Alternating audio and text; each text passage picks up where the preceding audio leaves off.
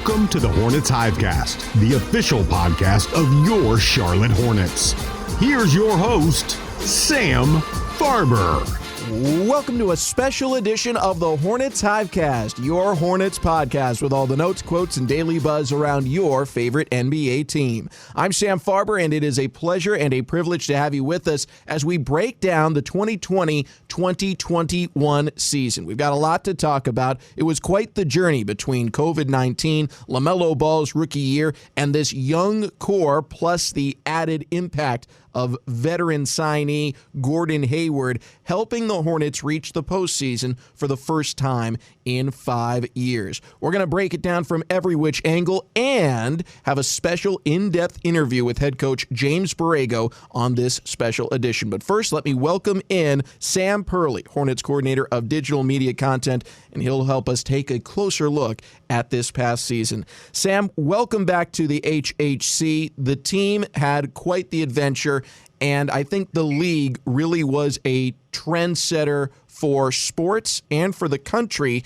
in how to get back to work and back a little bit to normal despite COVID-19. When we look back, that will probably be the number one focal point of this season, the team and the league overcoming the virus and being able to complete a season. As you look back on the 2020-2021 season, what do you think is the number one storyline? Well, yeah. Well, first, thanks for having me. Obviously, you kind of, I think from a league perspective, just looking at everything, it was clearly the season that post-bubble, post the season that was cut short last year because of COVID, and then all the protocols, all the masks and testing and weird different things that we had never seen before. So I think as a whole itself, yes, it was definitely COVID. I think if I look back at the season just from a Hornets perspective, I think obviously the things that stand out is the team took another step internally in terms of development. I think you had a lot of guys, just about every single guy on the roster got better. I think this was LaMelo Ball's rookie season and kind of how he kind of jumped on the scene right off the get-go after who knows what to expect based on the draft and the long layoff over the summer. And then, like you mentioned, the addition of Gordon Hayward, too, I think really kind of got the best out of a lot of guys. So from a Hornets perspective, I think it was a year of growth, a year of development. I think they improved by 10 percentage points in the win column based on kind of different games compared to last year. But, yeah, definitely a challenging, unique, fun season that I think the adversity is only going to make this team go stronger in the future. One of the lines that I kept going back to throughout this season as we saw the impact of LaMelo Ball, who you mentioned, as well as Gordon Hayward, was I thought that Gordon Hayward, right from his signing, raised the floor for the franchise. A lot of outside experts put this team in the low to mid 20 win total projections. I had always thought that was way too low because I didn't think a team with Gordon Hayward on it would ever finish anywhere near there. And I thought LaMelo Ball, as we saw what he was capable of, and especially when he started starting games, raised the ceiling to maybe at one point thinking they would finish the year as a top 4 or 5 team in the Eastern Conference. Obviously, injuries derailed that a bit, but as you evaluate the infusion of talent to an already solid core, young but solid, what do you think the future holds based off what we saw when this team was healthy? I think it's really, really promising. I think taking away the condensed schedule, taking away the injuries, which I know every single team dealt with this year, but just seemed to really hit home for the Hornets, the back half of the schedule in terms of the recovery time and just a lot of bad luck. I think, hopefully that doesn't replicate itself in future seasons, knock on wood. But I think in terms of the Hayward signing, obviously it was one of the bigger free agent signings the team has had in a long time, probably the biggest since Al Jefferson 6 or 7 years ago. Didn't necessarily know, he was coming off kind of a very short offseason with Boston, but I think right from the get-go you could tell this is exactly the kind of guy the Hornets needed, a veteran, a guy that could do a lot of different things, could score, play make, ball handler, big, sizable, can push the pace. A lot of guys can play off of him very well, LaMelo, Miles, Terry. I mean, he was just such a perfect fit that you could see right from the get-go, okay, this is going to be great. And then obviously when he got hurt and was out for what ended up being a season-ending injury, you can kind of see everybody that kind of played off of him. It was left such a big hole in the offense. I think only we really noticed looking back and said, okay, that was that was really, really hard to overcome. But in terms of the future, I think this team's only going to get better internally. You're got to address a little bit this summer in terms of some vacant positions and the draft and things like that. But I think it's very, very promising, and this year was definitely a big year for growth for this Hornets team.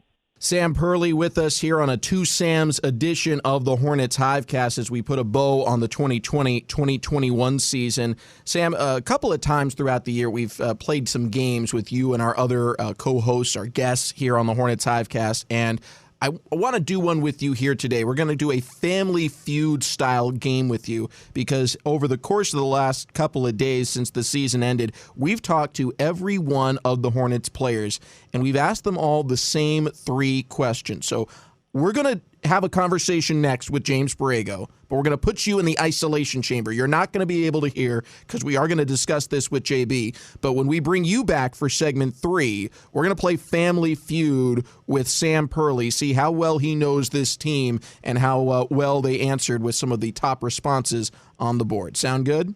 It sounds good to me. I am ready. Coming up next, the head coach of the Hornets, James Borrego, talks about the 2020-2021 season right here on the Hornets Hivecast. Hornets fans, be sure to download the Hornets app on your mobile device. The Hornets app is your access to all new features and exclusive content, including the new game day experience for every game this season. Hornets Hivecast continues as we break down this most recent season, and joining us now, the head coach of the Charlotte Hornets, James Borrego. JB, how are you? Doing well. Just a little decompression here and time for the family and enjoying them and reconnecting with them. It's been a long year, but we're doing well. That's excellent to hear. Well, as you've evaluated this season, this 33-39 run, do you find yourself focusing more so on where you were when everyone was healthy, above 500, top 4 in the Eastern Conference, or on the season as a whole and how things ended up where you were a postseason team but not inevitably a playoff one? Yeah, I'll look at it as a whole right now.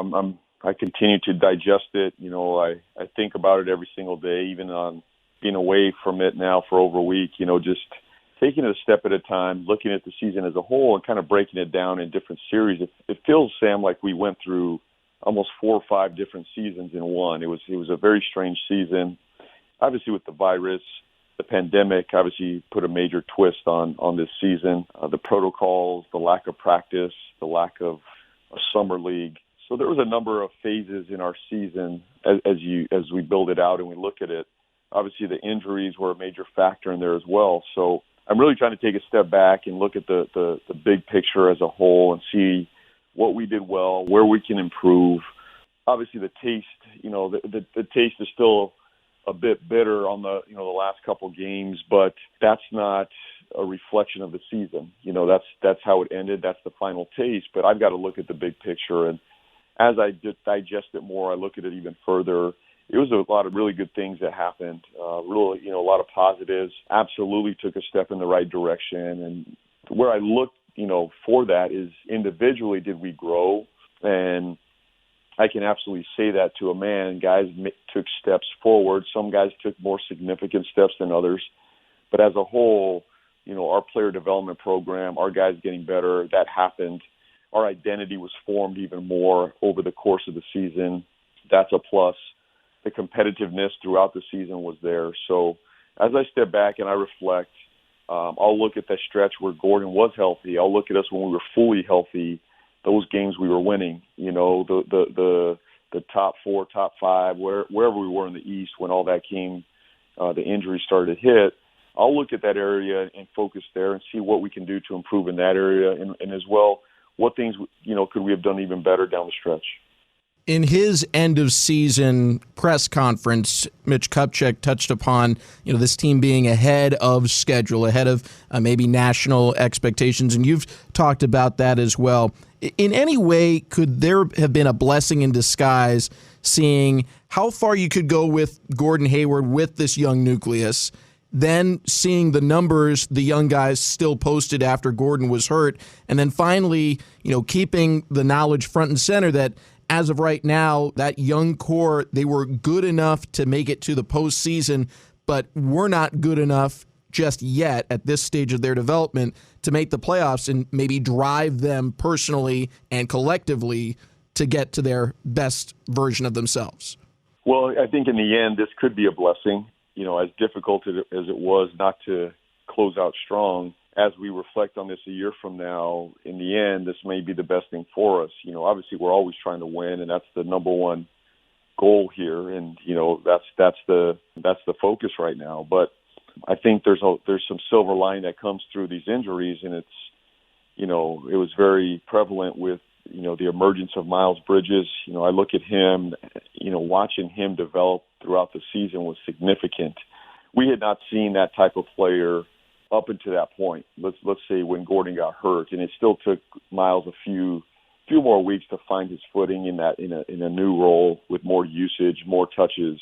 But my guess, without speculating, if Gordon does not get injured and miss 29 games, I'm not sure we see the production that we saw and the step that we saw in Miles Bridges.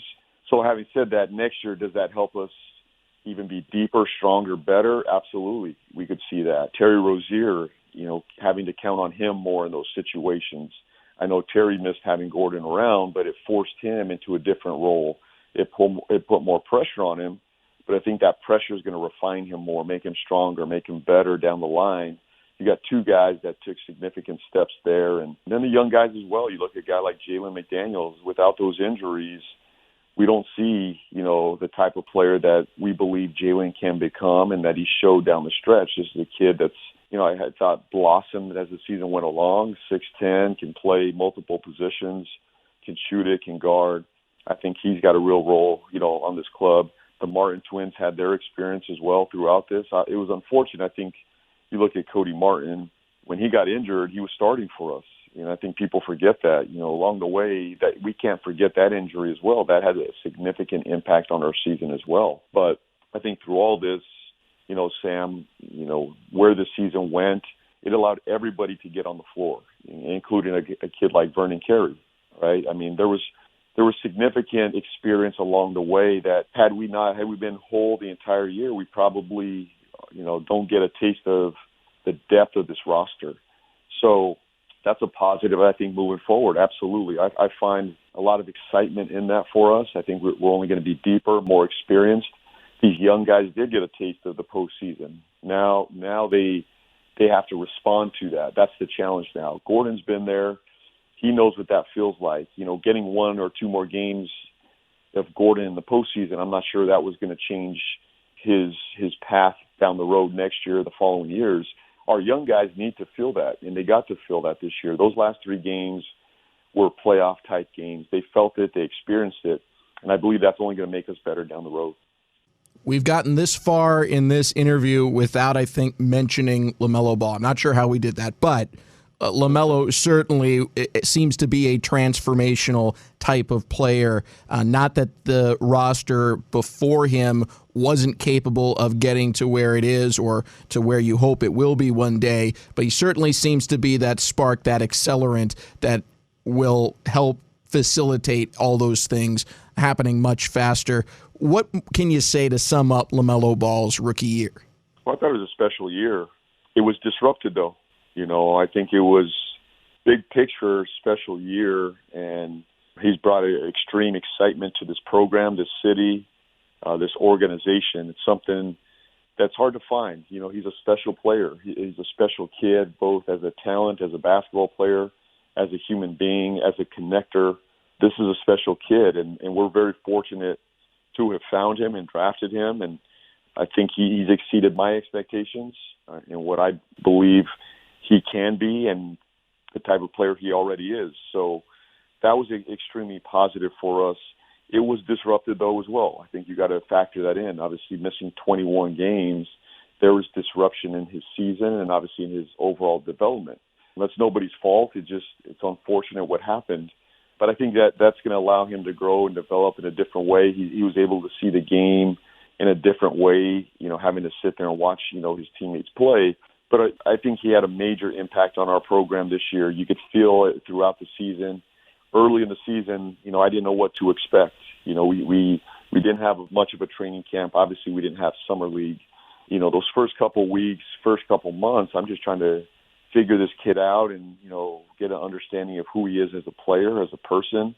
But to a man, to a player, to a coach, a staff member, everybody loves this kid. He just has that type of spirit about him and the way he carries himself. He's very genuine. He's very generous with his time.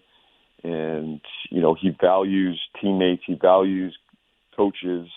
All that stuff is only going to ignite our program, and it already has. So I thought he had a special year. This is he's exceeded probably most people's expectations. He's really impacted winning, I think, much more than I ever anticipated this early. He's 19, and he's just going through this for the first time without a summer league, without much structure around him, and he still managed to impact his program at an extremely high level. So special year, special person. He's only going to get better from here, but I think we have a great foundation to build on. Now comes the work, Sam. Now he has an idea what the NBA is about, and now it's about taking that next step. There's obviously another gear for him. There's another level he has to get to, and he will get to. But very coachable, wants to get better, and I just look forward to working with him this summer and trying to, maximize who he is, and I know we're all thrilled to have him here. It really is amazing all he accomplished with all of the potential pitfalls in front of him and this entire rookie class. It makes it all that much more impressive. Coach, we asked every one of your players during exit interviews 3 questions, and so I want to give them to you, and I want you to give me your answer to them and what you think the most popular answer was amongst your players, okay? All right. Favorite moment or signature moment from this past season? Wow, I'll say the win at Sacramento. That was on the list. It was not the number one answer, though, from your players. Not the number one answer. I want the win at Miami. That was on the list, too, but the favorite moment from the majority or the plurality of your players was Bridges' dunk on Capella. Now Miles Bridges, he'll go in, dunks it on top of Clint Capella. Are you kidding me? That is number 1 on SportsCenter for the day, week, month, and year. Oh, wow. I mean, none of us will forget that. I mean, that was quite a highlight. I guess I'll always go back to the wins, as a coach, but that was a special dunk. I don't think I'll ever forget that. I'm not sure I've ever seen a dunk in person like that. That's been a common refrain. That definitely has. He had a number of those too, Sam. I mean, there's a number of those dunks that we could probably point to, but yeah, that was fierce. No doubt about it. No doubt about it. The next 2 questions are related to COVID-19 protocols, which hopefully will be in our rearview mirror. But the first question is the protocol that you are not going to miss. So we asked the players the one that, if everything's in the rearview mirror, the one that they're saying good riddance to. The evening swabs. Testing was far and away the number 1 answer. Yeah. Morning testing was the least favorite, but nightly testing did make its individual appearance. I guess for an old man, an old man with 3 kids, I guess the evening, that bothered me more was the evening. I get up in the mornings with the kids, so the ones going back in the evening, Sam, those are brutal. Either the 1 o'clock game, a Sunday afternoon game at 1 o'clock, having to go test at 11 p.m. Those are some difficult ones, but we got through it, Sam. It was not perfect, but I give the league credit. I give our guys credit, the organization as a whole, and obviously the testers. They all did a great job. I mean, we all found a rhythm, getting this accomplished. But no, we won't miss that. The last one that we asked all of your players, and I'll ask you as well, is there a protocol you wouldn't mind keeping that, maybe we were forced to do things that ordinarily we wouldn't have thought of, but after having experienced it, maybe it's a good idea? Wow, that's a good one. There's a number of things I miss. I miss being around, obviously, the fans. I enjoy the media experience. I think that was one area that it was more streamlined. The media interaction was more streamlined, But I do miss the interaction, the personal one-on-one, face-to-face with fans and media. I think some people, including the players, they felt like they maybe had their own space away from some media at times. But look, it's part of the game, and I enjoy the interaction with the media on a day-to-day basis. So, yeah, I think that's one area that we can look at as streamlining is the the media face-to-face interaction day to day, shoot around to shoot around. But I'd be interested to see what our players, felt. It did make the list. There was one mention of the new media protocols being preferred to the old way of doing it. But the number one answer for the protocol players would most like to keep was nothing. They're done with it. That sounds about right. There's going to be something that comes out of this. Obviously the league, we've changed, over the course of this season. There's going to be some things that will stick and, that are going to stay over the course of the next couple of years. But look, we learned. I think we all got better through this. It's going to make us tighter and stronger. And, the fact that we got to play this game again, Sam, I think is significant, and when the game was taken away from us a number of months ago and, we were not able to be together, for the league to put this together and find a way to make it work and for our guys to be safe. And I think our group did a great job. It says a lot about our league, our commitment to the sport, but I'm just thankful that we got another year, under our belt and another year to develop and grow and get better. Very well said. I think the NBA has definitely been a leader nationally on how to return to work, to life with COVID, and get us to a brighter tomorrow, hopefully, as well. For you, Sam, in your first year, we still haven't met face-to-face. Welcome. How about that? Welcome to the NBA, Sam. You're, isolated from the team, haven't met, I don't know who you've met, really, not many players or staff members, but look forward to meeting you, and I look forward to next year being an even better year. I am as well. I think that some of the media team members have already had some fun with me. Brian Travis has told me that my normal radio position is in parking lot F, and I have a feeling when I'm allowed to travel with you guys, my seat will be somewhere under the plane, but we'll figure it out when we get there. Before we let you go, Coach, just looking to the future, you have this young core intact coming back. You've been a part of some championship teams as an assistant when you were with the Spurs, that Tim Duncan, Manu Ginobili, Tony Parker core, and we've seen others even more recently, like with the Warriors with Steph Curry, Draymond Green, Klay Thompson. Obviously, Hall of Fame players on both of those teams and perennial all-stars sprinkled in as well. It's hard to project a team this young whether or not the core will reach those heights. But do you feel the core you have has a chance as you look towards next year and beyond? Yeah, I'm very excited about the core we have. Seen a lot of growth over the last couple of years, and I believe in this group. I love this group. They're committed to each other. They want to get better. They're hungry. And, all that put together, these guys will get better. We're going to take a step forward. I think our future is extremely bright. To see, the development of all our guys, the core is intact. Obviously, we're always going to look to make tweaks along the way. And obviously, that's going to be Mitch's number one priority, is looking at the roster and how to build it out. But as we sit today, based on what I control and what I see as our future, it's bright. And the combination of, the vets in Terry and Gordon with the youth that have all proven that they belong in this league and they're only getting better from here speaks to the optimism and excitement in what we're building here. So I couldn't be more thrilled. I'm excited for our group. I'm excited for our fans. I look forward to next year. I want to get going now, but I think now it's about getting better, and this is where the work's put in. If we want to take the next step, these next few months are where you take the next step, and this is where we're at. Our guys have to put the work in. I have to put the work in. We have to put the work in and go make it happen. Obviously, the draft's going to be a major part of that. Free agency will be a part of that. But based on what I see today, I'm extremely excited.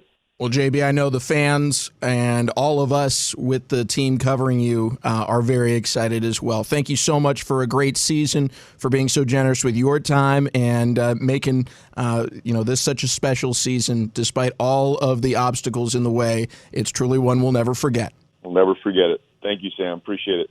That's head coach James Borrego of the Charlotte Hornets. We'll have Sam Perley back in just a moment. We'll give him a stab at some of those Family Feud-style questions next on the Hornets Hivecast.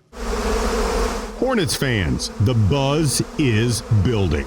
For season ticket packages for the 2021-2022 season, call 704-HORNETS or visit Hornets.com to chat live with a season ticket representative. Lock in your price today.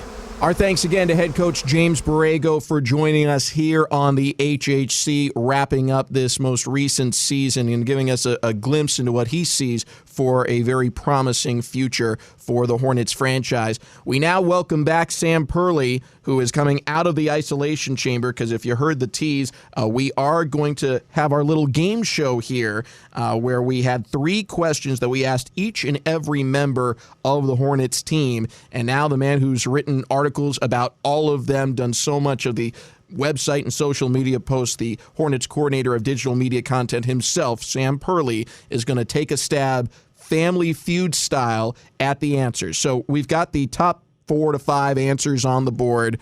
We'll see, if you can get them all. We'll give you 2 strikes, let's say, 2 strikes to work with. Sound good? I can do 2. I know that regularly it's 3, but for simplicity's sake, we'll go with 2 here. First off is a COVID-19 related question. A lot of protocols were in place this season. What is the one protocol the players will not miss? And we have 4 answers on the board.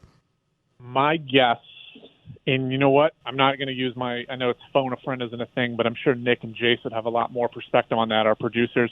I would say probably the testing, just because I know it was all in such random hours, multiple times a day, coming in early, coming in late, pre, post-game stuff. I would say the testing itself is probably the thing these guys are not going to miss next season, or hopefully whenever it's gone.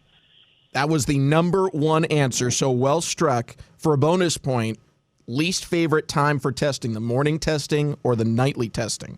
I would say the nightly testing, just because if it was me, because I didn't have to go through it like the daily stuff some of our other guys did, I would say the morning is okay because you're up, you're ready to go, you can do your testing, and then you head into the facility and work out or practice stuff. I think the night after you're at home and then you got to go back out to get tested, I think the night one was probably more of a pain for the guys.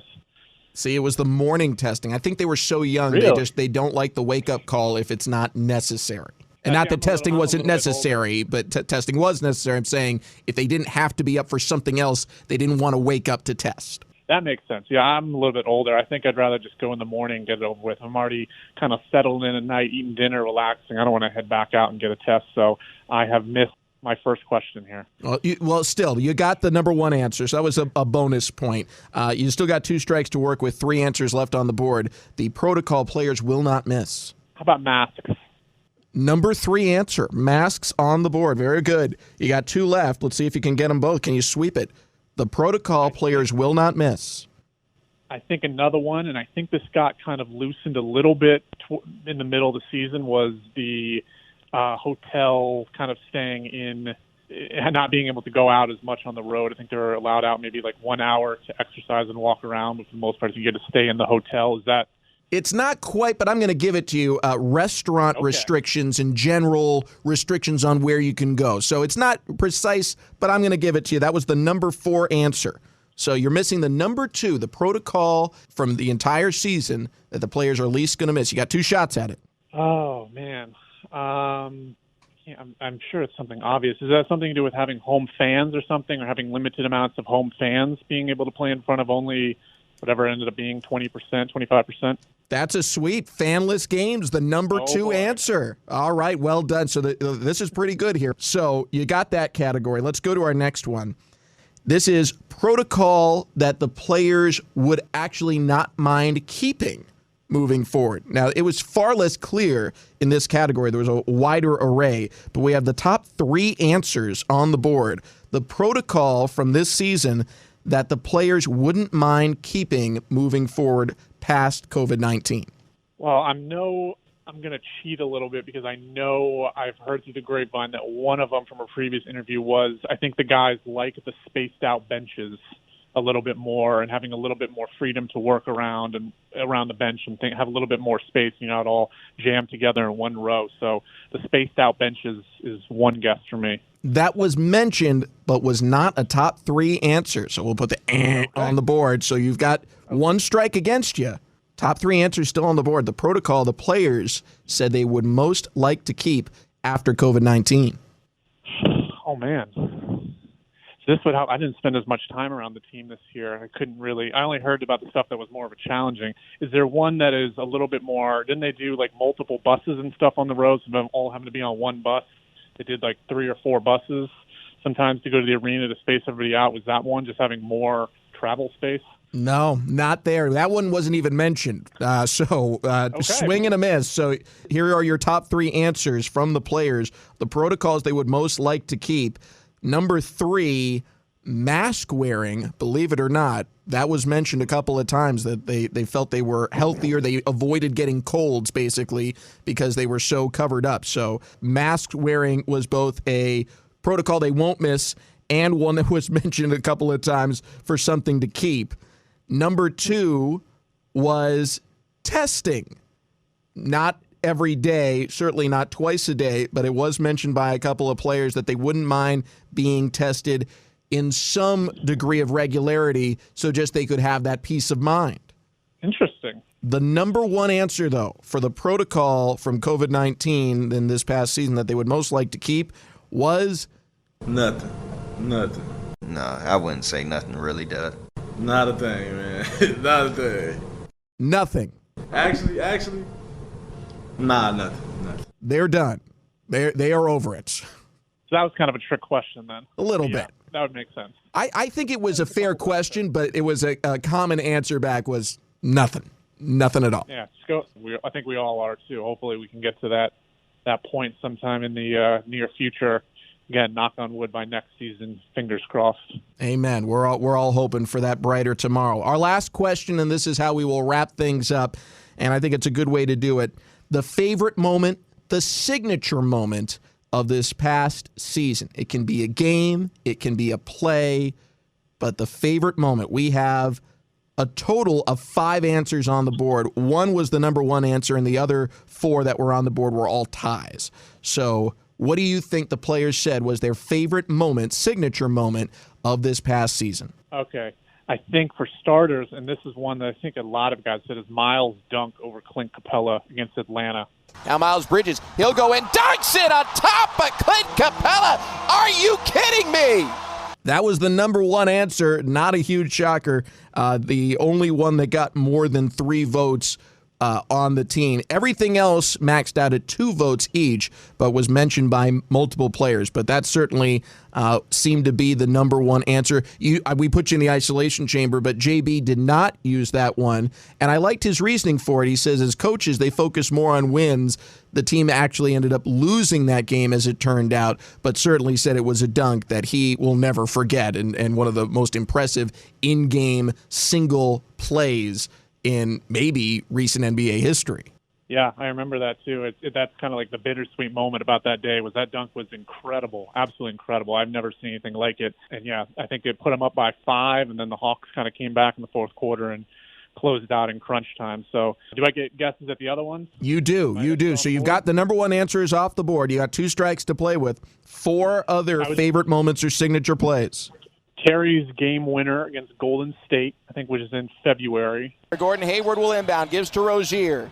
34 points today. He'll hold for the final shot. Clock down to 4 seconds. Rozier crosses over to his left.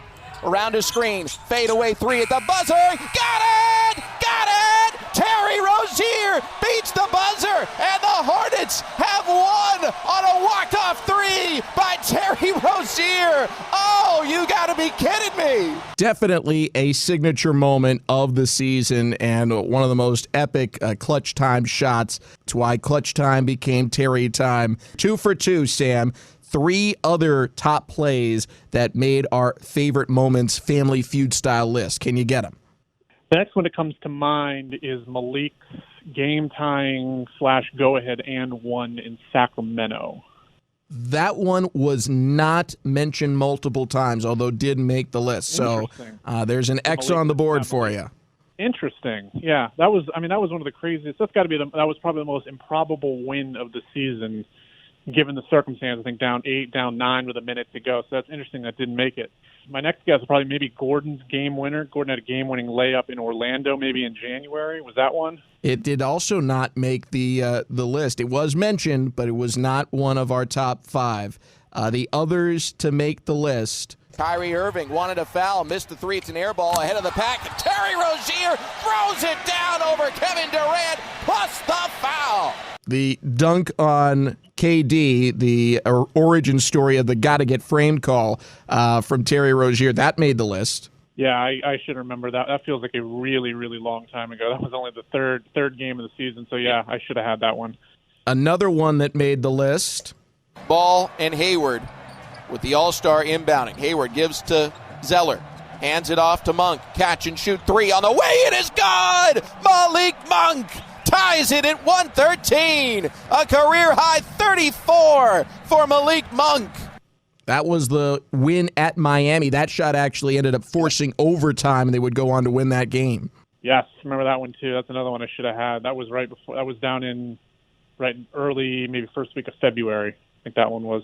The last ones on the list, they're kind of COVID-related, but I thought it was significant that was mentioned by multiple players. One was the Minnesota game where they were allowed in the building about an hour prior to tip-off, or less than an hour prior to tip-off. It was pretty much get dressed, go put up a free throw or two, maybe a layup line, and then it's time to play ball. And they ended up winning that game. But that was mentioned by multiple players as the most COVID season defining game of the year, an early scare in the day leading to a chaotic day, and eventually just go out there and play, and they found a way to win. Yeah, that's an interesting one, and that's a good one to kind of finish on. It's sort of emblematic of the season. I remember that one. Yeah, the shoot-around got canceled, and then as you got closer to tip-off and JB's pregame thing was delayed maybe like 45 minutes, and something really weird was happening, and just that was one of the weirder, most different games. And I think we ended up missing 3 guys because of health and safety protocols, and Terry maybe hit like a clutch time shot or something at the end to kind of beat Minnesota. I think it was probably maybe one of the more impressive wins of the year, given the crazy circumstances that unfolded earlier in the day heading up into tip-off for sure. And one final kind of thing that was mentioned by multiple players, it's not necessarily a signature game or moment, but the return of fans. I think everyone really understands to a greater degree just how much fans make the game special.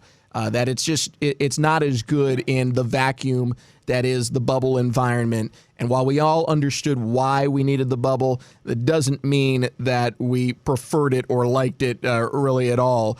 Everyone was excited to see fans come back, and even if there was some trepidation as we all eased back into normal life or closer to it, we all really appreciate it, and that was echoed by the players as well. Yeah, that's cool to hear. I think it was right after the All-Star break, and they let a first responders night, and then had that big win over Toronto at home where they hit all those threes, and then won, I think, another late game to finish out that homestand against the Sacramento Kings, I think, if I remember correctly. So yeah, I think that's definitely something I'll remember is those first 15, 20 games. I'm sure you will too, of just playing in front of completely empty arena, and there's 25 people in the stands and reporters and stuff. It was definitely very odd, and it felt really nice to get fans back, and hopefully we can get as close to a full house as possible when we hit opening night next season. That'd be really, really cool, and definitely something I wouldn't ever take for granted ever again. Hear, hear, hear, hear. It's been an incredible year. Again, want to say thank you to all of the folks that helped make the Hornets Hivecast possible throughout the season, all of our great guest hosts and guests in general, and really appreciate it. And Sam is their representative. Thank you for being a part of several HHCs. I know it's meant staying up extra late some nights or waking up extra early to do something on top of your already demanding and taxing job, but we certainly appreciate it and hope you, the fans, have enjoyed it as well. We do it for you. We hope you've enjoyed the content. Look forward to bringing you much, much more in the season to come. Yes, thank you, and thank you as well. It was I had a blast this season. It was obviously very different, very unique season that I think neither one of us or anybody else working in this department will ever forget, but it was awesome. Love talking Hornets basketball. I'm so excited for this franchise, for this city. Hopefully, I don't think you'll have any chance of forgetting your first season with the Hornets, so hopefully we'll take another step forward next year. I'm already waiting for it. I'm already excited. Can't wait for more games. The countdown has already begun, but we still have lots of content to bring you here on the Hornets Hivecast. As we kind of referenced, we've spoken with each and every one of the players on last season's roster. And so over the next several weeks, we're going to be bringing you in-depth breakdowns of each player from the roster, give you a glimpse of the conversation we had with each of them, and try and project into the future what might be in store for them, either with the Hornets if they are under contract still, or just in the NBA in general. So that's going to start next week. Make sure you're keeping an eye out on our social media accounts, and just continue to like and subscribe the Hornets Hivecast wherever you get your podcast, and we will keep that content coming for you all throughout the summer months. That's going to do it for this edition of the Hornets Hivecast and for the 2020-2021 season. For Sam Perley, head coach James Borrego, and everyone here, I'm Sam Farber saying it's been a pleasure and a privilege having you with us, and we'll talk to you again next time on the Hornets Hivecast. Thanks for listening to the Hornets Hivecast. For more coverage, visit hornets.com.